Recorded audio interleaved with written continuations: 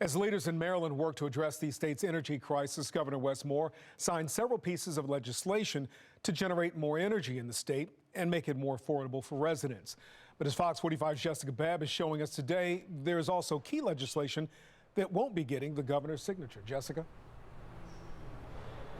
As Democratic lawmakers have been touting the new energy policies, some Republicans are critical, saying it doesn't go far enough. But one theme that came up over and over again during the last legislative session was that Maryland needed a better long-term plan when it comes to energy in the state. Yet the governor just vetoed two bills that could lead to that energy planning.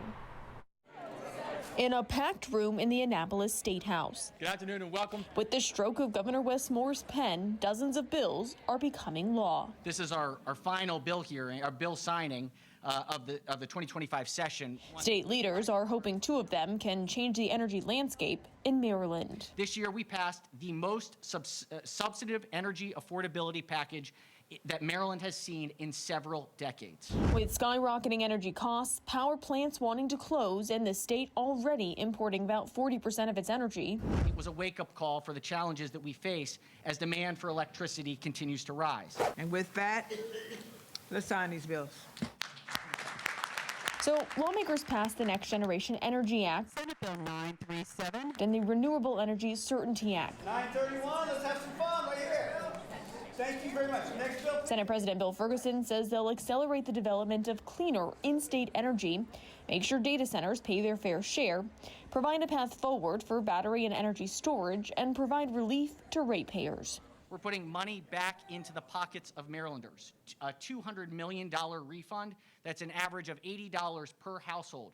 But Republican Senator Justin Reedy says it's not enough. It represents a real missed opportunity. What we've come out with is basically, there's been a couple things in those bills that may be somewhat helpful in getting long-term more energy generation in the nuclear space. But for the most part, it was a lot more of the giveaways to the solar industry. Then there's the bills that will die on the governor's desk. Over and over this legislative session, lawmakers argued there hasn't been enough energy planning in Maryland, in part leading to some of the problems the state is now seeing. Yet Governor Wes Moore just vetoed bills that could do just that, like the Energy Resource Adequacy and Planning Act, which would create a new office to come up with a comprehensive energy plan. I think it's short-sighted. While Governor Wes Moore acknowledges we must improve the state's energy planning process, he vetoed the bill, saying it's unnecessary, coming with a price tag of $29 million over 5 years.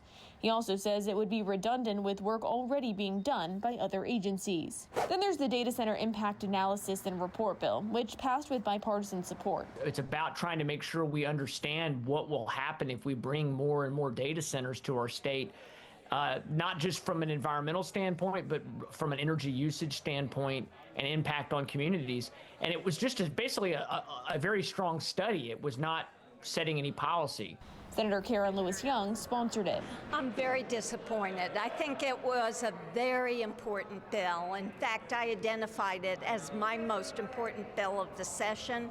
Frederick County is going to be the home for data center development, and I fully support that, but we need to get it right.